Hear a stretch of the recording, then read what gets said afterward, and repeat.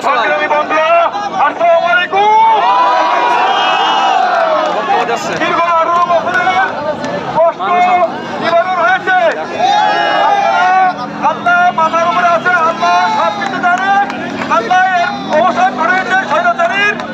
আল্লাহ আমাদের সামনের দিন এইটুকু আশ্বাস আপনাদের করতে পারি, এই বাংলার মাটিতে, এই স্বাধীন দেশে, এই স্বৈরাচারী হাসবে, এই আওয়ামী লীগের